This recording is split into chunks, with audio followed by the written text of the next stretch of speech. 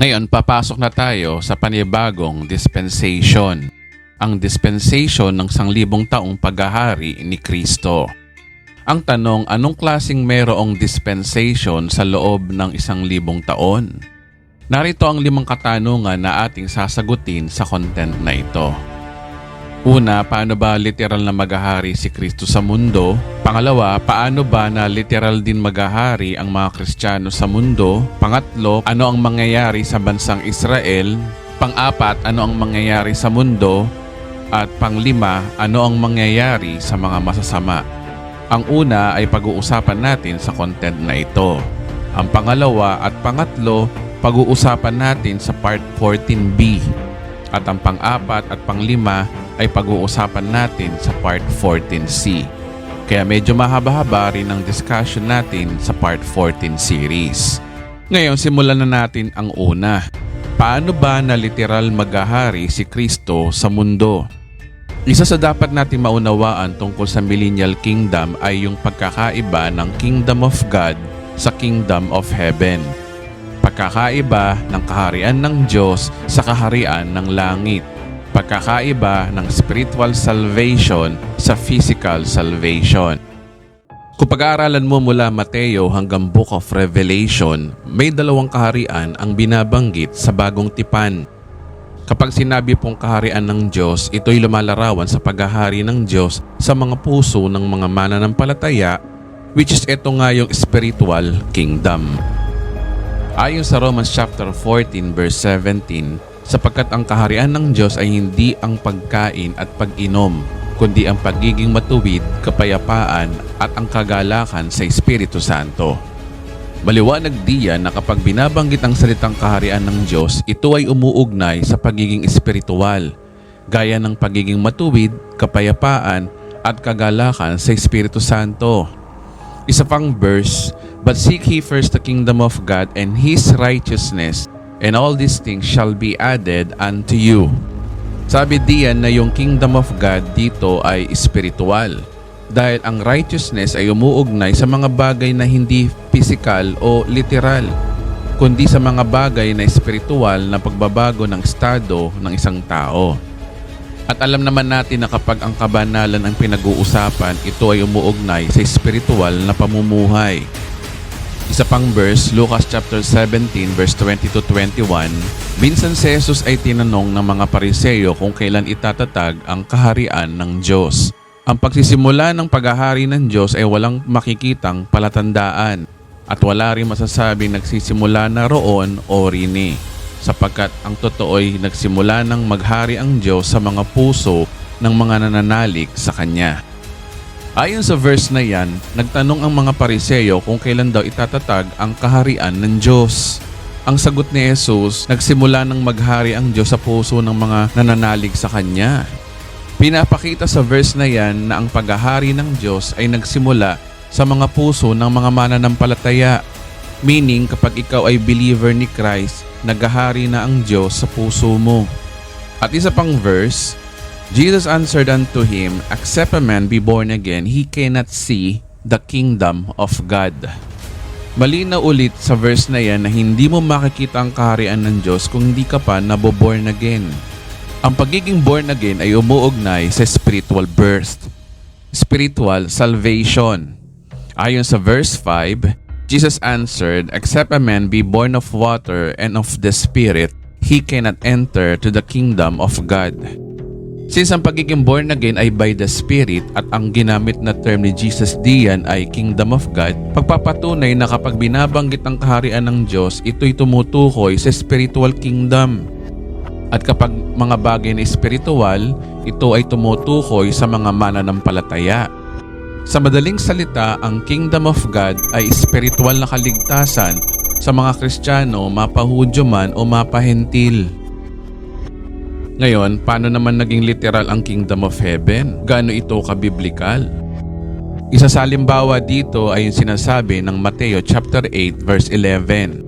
Ang sabi diyan, tandaan ninyo, marami ang darating buhat sa silangan at sa kanluran at dudulog sa hapag na kasalo ni na Abraham, Isaac at Jacob sa kaharian ng langit. Una, nabanggit diyan ang kaharian ng langit. At ang salitang silangan, kanluran ay pisikal na lugar.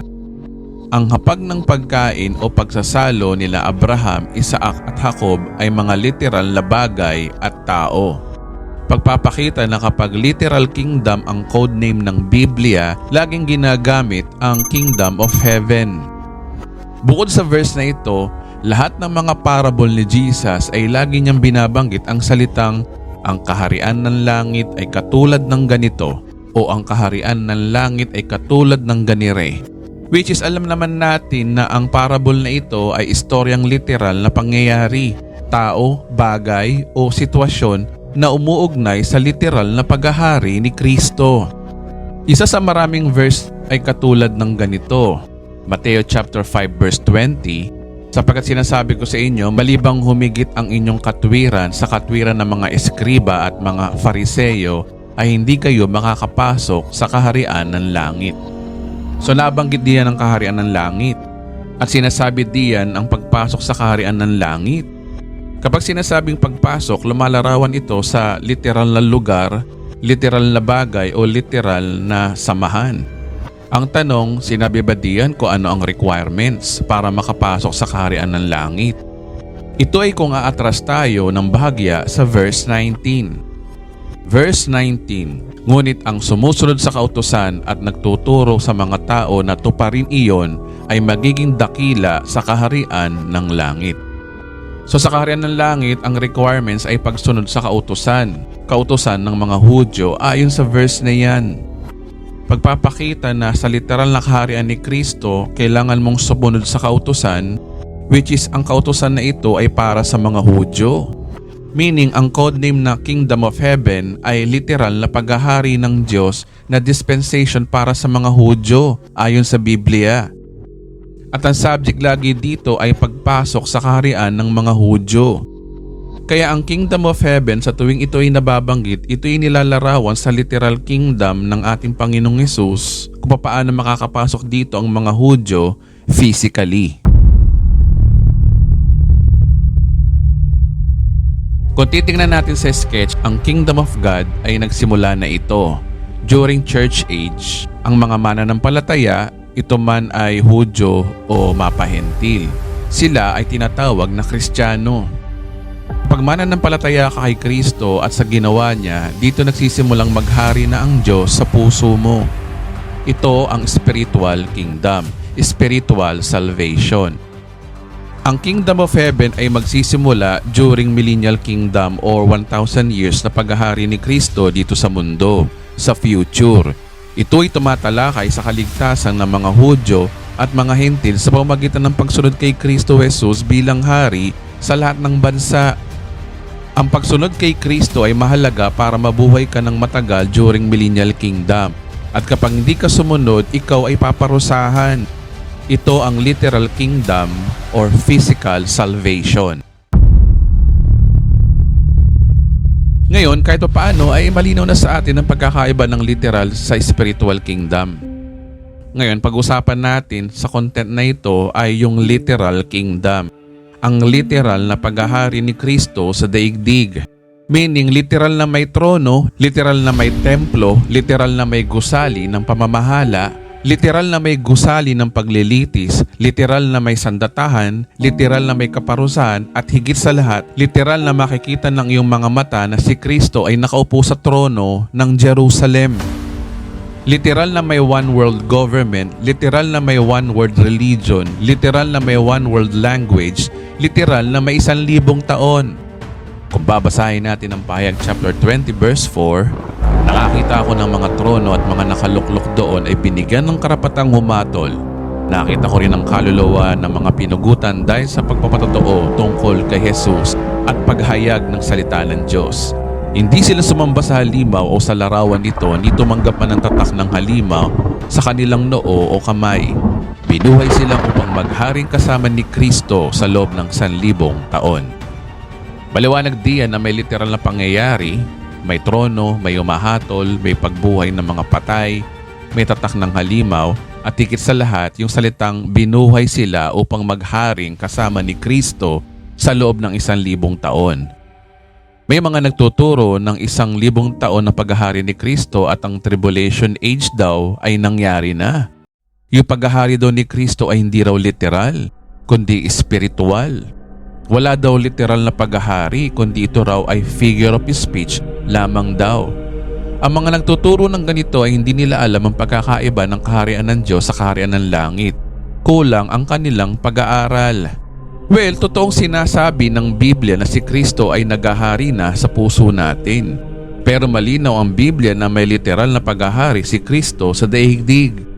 Kung iisipin po natin, si Kristo ay literal na ipinanganak sa sabsaban, literal na lumaki mula sa pagkabata, literal nagpabautismo kay Juan sa Ilog Jordan, literal nagpagaling na may sakit, literal na nangaral ang salita ng Diyos, literal na kumakain, literal na pinagkanulo, literal na hinagupit, literal na ipinako sa krus, literal na namatay, literal na nabuhay, at literal na umakyat sa langit ayon sa Biblia at nangakong literal na babalik.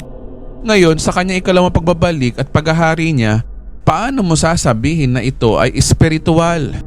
Kaya mag-ingat po kayo sa mga nagtuturo ng postmillennialism, amillennialism o preterist na walang ginawa kundi gawing espiritual o figure of speech ang lahat ng sinasabi ng Bible. Ngayon ang tanong, anong klaseng paghahari ba ang gagawin ni Kristo dito sa mundo? Well, itatatag ni Kristo ang isang one world government sa pamamagitan ng military junta.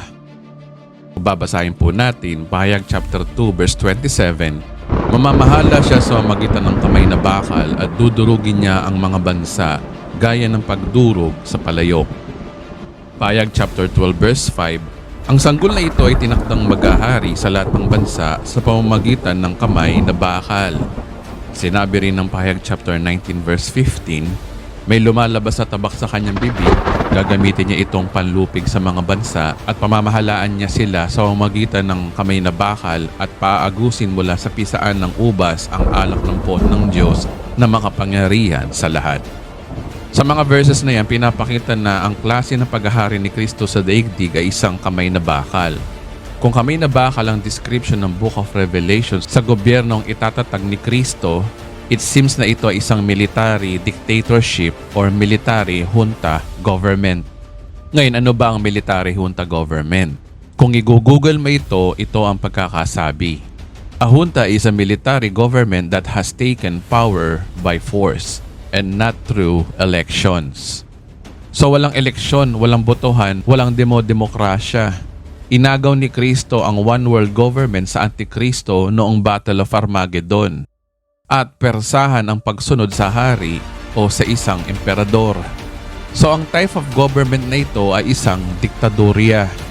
Kung babasahin natin ang isang propesiya sa Old Testament book, ang mga awit chapter 2 ay awit ng propesiya sa paghahari ni Kristo dito sa daigdig. Ang sabi, doon sa Sayon, ang bundok na banal, ang haring pinili ko'y aking itinalaga. Ipapahayag ko ang sinabi sa akin ni Yahweh, ikaw ang aking anak, mula ngayon ako na ang iyong ama. So sa verse na yan, maliwanag na isang hari ang pinili ng Diyos Ama. At ang tawag ng Diyos Ama sa hari ay ang kanyang anak. Pagpapatunay na si Kristo Jesus ang binabanggit dito.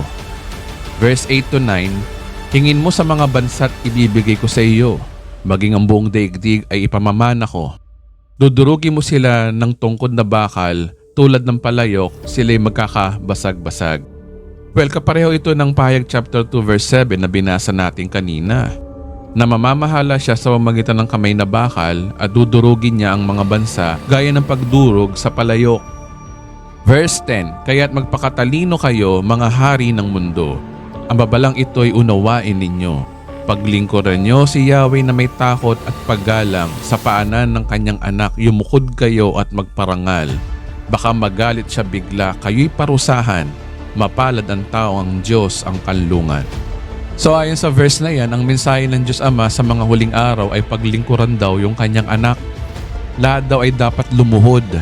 Dahil kung hindi ka luluhod, baka daw magalit yung hari at parusahang kanya. Kaya ang ating Panginoong Hesus ay magiging diktador balang araw sa buong mundo. Mata sa mata, ngipin sa ngipin. Ang pagiging diktador ni Kristo ay magre-resulta ng tunay na kapayapaan sa buong mundo. Ngayon, dito matutupad yung propesiya ni Propeta Isaiah. Kung babasahin natin ng Isaiah chapter 9 verse 6 to 7, "For to us a child is born, to us a son is given, and the government will be on his shoulders. And he will be called Wonderful Counselor, Mighty God, Everlasting Father, Prince of Peace. And of the greatness of his government and peace there will be no end." Ang "for to us a child is born, to us a son is given" ay nangyari na.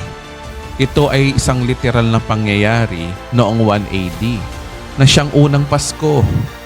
Pero yung kasunod na, "And the government will be on his shoulders, and he will be called Wonderful Counselor, Mighty God, Everlasting Father, Prince of Peace, and of the greatness of his government and peace there will be no end," ay hindi pa po nangyayari. At mangyayari nga ito sa future pa, sa Millennial Kingdom. Sabi diyan, yung government daw ni Kristo sa Millennial Kingdom ay greatness of his government and peace there will be no end. Dahil siya ay Prince of Peace, siyang tunay na magre-resulta ng kapayapaan ng kanyang paghahari sa buong mundo sa loob ng 1,000 taon. Ang tanong, saang lugar ang kanyang trono ng pamamahala? Saan ang kanyang capital city?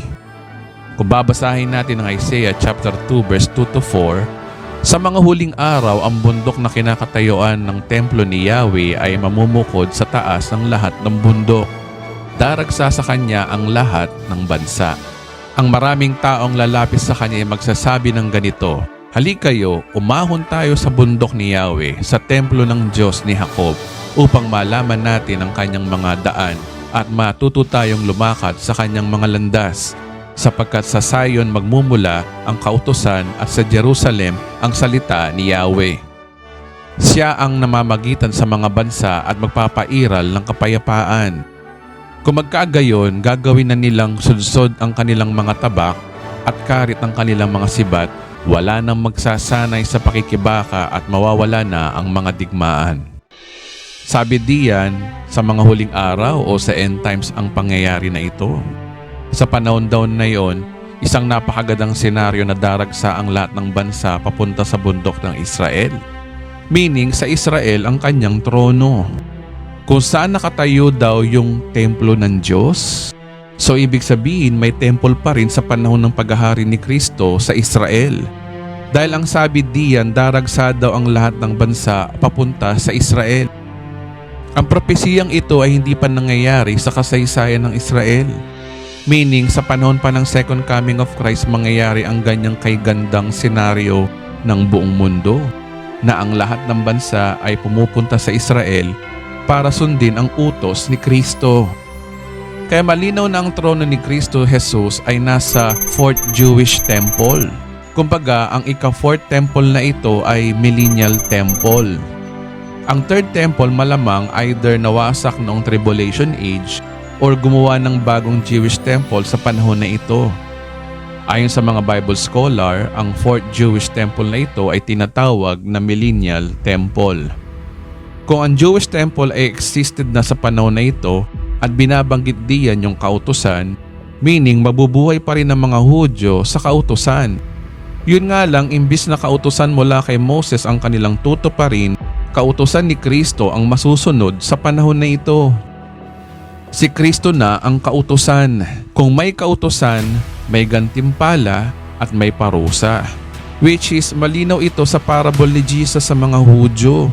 Well, ayon sa verse na yan, lahat ng bansa ay pupunta sa Israel para sundin ang kautusan ng Diyos para sa lahat ng bansa. Meaning, ang trono ni Kristo ay ang Millennial Temple at siya ang maghahari hindi lang sa Israel kundi sa buong mundo. Ngayon, maliwanag na sa atin ang literal salvation. Ang tanong, paano naman yung spiritual salvation ng tao? Sa panahon ng 1,000 taong paghahari ni Kristo, ang mga mamamayan dito ay may dalawang klase. Mga mortal, mga immortal. Mga earthly bodies, mga glorified bodies. Ang mga glorified bodies ay visible sa mata ng mga taong mortal. Which is, ang mga glorified bodies na ito ay yung mga Kristiyano. Ang mga Kristiyano ay consists of Old Testament saints, raptured saints, at tribulation saints. Ayon sa 1 Corinthians chapter 15 verse 49, ang magiging katawan ng mga Kristiyano ay kapareho rin ng resurrected body ni Kristo nung siya'y nabuhay na maguli 2,000 years ago. At ayon sa unang Korinto 15:20, siya ang first fruit of resurrection. Kaya si Kristo Jesus ang best model ng glorified body state. Ayon sa Bible, nung si Kristo ay nabuhay na maguli, nagpakita siya sa mga alagad. Si Jesus ay glorified body at ang mga alagad ay earthly bodies. Meaning, possible ang pagsasama ng glorified bodies at mga earthly bodies. Meaning, walang masyadong pagkakaiba ang katawan ng tao between earthly body sa mga glorified bodies. Si Jesus ang perfect example na glorified body na magiging katawan din ng mga glorified bodies sa panahon ng millennium. Kaya ang mga glorified bodies at earthly bodies ay mapayapang mamumuhay sa panahon ng 1,000 taon. Ang mga glorified bodies ay hindi na kailangan ng spiritual salvation dahil ligtas na sila. Pero yung mga earthly bodies na may dugo pang nananalaytay sa katawan ay kailangan nilang maligtas dahil sila ay namamatay din. Kailangan pa rin nila si Kristo Jesus para sila ay maligtas. Na kung sakaling man sila'y mamatay, sila'y mabubuhay magpakailanman. Ang sabi ni Kristo sa John chapter 11 verse 25, "Ako ang muling pagkabuhay at ang buhay. Ang sumasampalataya sa akin bagamat siya'y mamatay ay mabubuhay." Ang verse na yan ay applicable pa rin sa panahon ng 1,000 taon. Kagaya na napag-aralan natin sa Part 8D at Part 8E, bawat dispensations merong rules para maligtas. Sa Old Testament, salvation by works. Sa New Testament or Church Age, salvation by faith. Sa Tribulation Age ay salvation by faith plus works. Sa Millennium, ang mga mortal na tao na nabubuhay sa panahon na ito ay yung mga nakaligtas physically mula sa Tribulation Age. Kaya kailangan nilang maligtas spiritually sa magitan ng works o pagsunod kay Kristo bilang hari. Ngayong millennium sa paghahari ni Kristo, ang salvation dito ay by works. Ito ay applicable lamang sa mga mortal na tao. Ang mga glorified body saints ay hindi na apektado ng dispensations na ito dahil forever na silang ligtas since meron na silang immortal bodies. Ngayon, bakit ko nasabi na by works ang salvation, hindi by faith ang salvation sa millennial kingdom? Ang tanong kasi dito, ano ba ang meaning ng faith? Ayon sa Hebrew chapter 11 verse 1, ang pananampalataya ay pagtitiwala sa mga bagay na hindi nakikita. Sa 1,000 taong paghahari ni Kristo, literal siyang nakikita ng buong mundo. Kung ang pananampalataya ay paniniwala sa mga bagay na nakikita at si Kristo ay nakikita ng buong mundo, meaning hindi na kailangan ng pananampalataya dahil ang pananampalataya ay para lamang sa mga bagay na hindi nakikita. Si Kristo ay physical lang nakikita ng buong mundo, kaya hindi na kailangan ng faith sa panahon na ito. At sa panahon na ito, tapos na rin ang grace o biyaya para ikaw ay maligtas. Hindi na libre ang salvation. Tapos na ang dispensation ng church age. Tapos na ang mga dispensation regarding sa faith dahil si Kristo ay nakikita na ng physical ng buong mundo. Para maligtas ang mga mortal na tao, kailangan nilang sundin si Kristo bilang hari sa panahon na ito. Meaning, ang pagsunod kay Kristo ay napaka-importante sa panahon na ito sa mga taong hindi pa glorified body. Kung babasahin natin ulit ang verse na binasa natin kanina, maraming taong lalapit sa kanya at magsasabi, "Halika kayo't humahon tayo sa bundok ni Yahweh, sa templo ng Diyos ni Jacob upang malaman natin ang kanyang mga daan at matuto tayong lumakad sa kanyang mga landas. Sapagkat sa Zion magmumula ang kautusan at sa Jerusalem ang salita ni Yahweh." It seems na kailangan mong sumunod sa utos ng Diyos sa panahon na ito. Maraming mga Bible scholars ang naniniwala na ang kaligtasan sa loob ng 1,000 taong paghahari ni Kristo ay pagsunod sa kanyang pinag-uutos. Meaning, kailangan mong sumunod sa hari. Dahilan kung bakit kamay na bakal ang paghahari ni Kristo. Kaya ang pagsunod kay Kristo sa millennium ay napakahalaga para sa salvation ng tao at mapayapang buhay ng tao during millennium. Ang salvation ay tanggapin si Kristo bilang kanilang Panginoon at tagapagligtas. Ang sabi ng John chapter 1 verse 12, subalit ang lahat ng tumanggap at sumampalataya sa Kanya ay binigyan niya ng karapatang maging mga anak ng Diyos. Ang verse na ito ay applicable pa rin sa millennial kingdom ni Jesus. Yun nga lang, di na kailangan ng faith. Kaya ang pagtanggap kay Jesus ang applicable dito. Para ikaw ay maging anak ng Diyos, kailangan mo siyang tanggapin. Ngayon ang tanong, meron bang mga verses sa Bible na instruction ni Jesus para maligtas sa panahon ng kaharian ng langit? Well, remember ang mga sinabi ni Jesus sa Mateo, Marcos, Lucas 1, sa tuwing binabanggit niya ang kaharian ng langit, di natin alam na salvation pala ito sa panahon ng millennium.